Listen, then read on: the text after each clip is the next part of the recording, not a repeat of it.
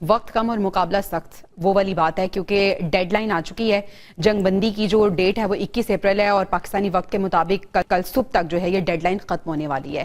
اب Donald Trump کی طرف سے بیان آتا ہے کہ ملٹری آپریشن کے دوبارہ آغاز کے لیے بھی ہم مکمل طور پر تیار ہیں، اگر کوئی معاہدہ نہیں ہوتا تو دوبارہ سے ہم اٹیک کے لیے تیار ہیں. تو سر وقت کتنا امپورٹنٹ ہے، مذاکرات ہونے کتنے ضروری ہیں؟ اگر یہ مذاکرات نہیں ہوتے، کوئی حل نہیں نکلتا، تو کیا ہم دیکھیں گے کہ یہ جنگ بندی کا جو ٹائم پیریڈ ختم ہوگا اس کے بعد کیا کچھ بڑا ہونے والا ہے؟ ایک بات تو بالکل واضح ہے کہ ٹرمپ کی جانب سے اس طرح کے بیانات کا یہ وقت اچھا نہیں ہے. ابھی تو مذاکرات کا دوسرا دور ہونے جا رہا ہے. ایک طرف تو وہ کہہ رہے ہیں کہ ہماری ٹیم، ہمارے لوگ، ہمارا وفد پاکستان آنے والا ہے اور مذاکرات ہوں گے، اور بار بار وہ اس بات کی یقین دہانی کرا رہے ہیں اور کہہ رہے ہیں کہ جی ہر حال میں معاہدہ ہو جائے گا.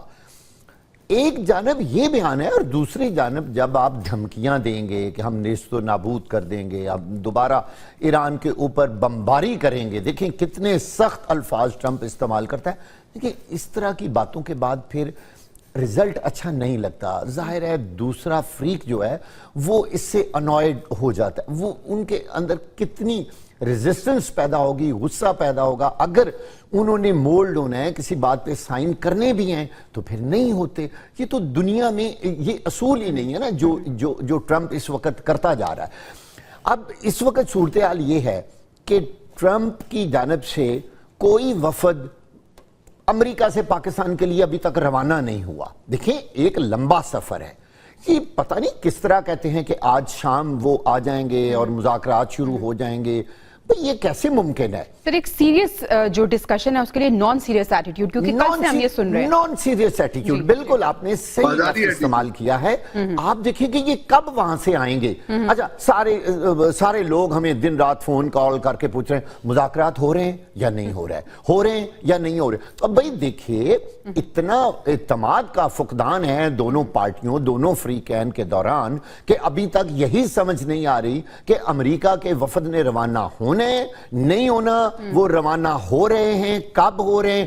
ایسی گو مگو کی صورتحال ہے کہ کسی کو کچھ سمجھ ہی نہیں آ رہا. بھئی ایران بھی تو اسی لیے چپ کر کے بیٹھا ہوا ہے کہ ابھی ان کی جانب سے کوئی سنجیدہ جو سٹیپ ہے وہ اٹھایا ہی نہیں جا رہا. اور دوسری جانب آپ دیکھیں کہ پاکستان جو ہے وہ اپنی آنکھیں بچھا کے بیٹھا ہوا ہے.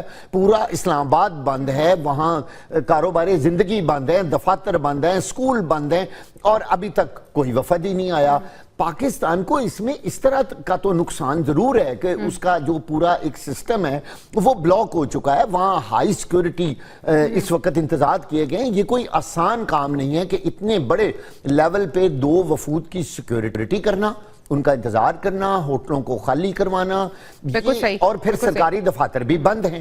آپ دیکھیے کہ اس وقت پاکستان کتنی مشکل کا شکار ہے. سفارتی زبان میں یہ جو سب کچھ ہو رہا ہے، منیر اکرم صاحب آپ کی رہنمائی لینا چاہوں گی. سفارتی زبان میں اسے ہم کیا کہیں گے سر؟ یہ ٹیکٹکس کا استعمال ہو رہا ہے، ٹائم بائی کرنے کی کوشش کی جا رہی ہے سر، اسے کیا کہیں گے ہم؟ یہ دیکھیں میرے خیال میں جہاں تک کہ ٹرمپ صاحب کا جو رویہ ہے وہ تو آپ نے دیکھا پورے پچھلے سال سے ایسا ہی ہے. ٹویٹس وغیرہ آتی ہیں، بہت ایک گھنٹے میں بدل جاتی ہیں وغیرہ. تو ہم نے جو ایرانیوں نے اسیس کرنا ہے وہ ایویلیویٹ کرنا ہے کہ امریکہ یہ معاہدہ چاہتا ہے یا نہیں چاہتا ہے، جنگ بندی چاہتا ہے یا نہیں چاہتا ہے. میرے خیال میں کولڈ بلڈڈ اگر آبجیکٹیو اسیسمنٹ ہو تو یہی ہوگی کہ امریکہ چاہتا ہے کہ یہ جنگ واپس شروع نہیں ہو. دھمکیاں وغیرہ چھوڑ کر ایویلیویشن میرے خیال میں یہی ہے کہ امریکہ چاہتا ہے.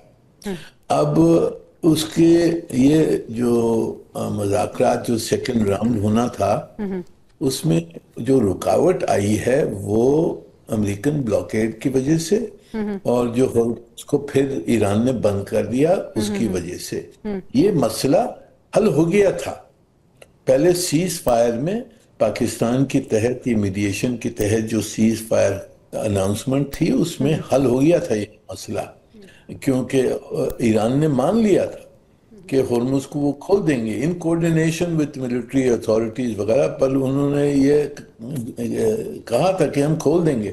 اس کے بعد میں اسرائیل نے لیبنان پہ جنگ کی، اس کی وجہ سے وہ پھر گئے.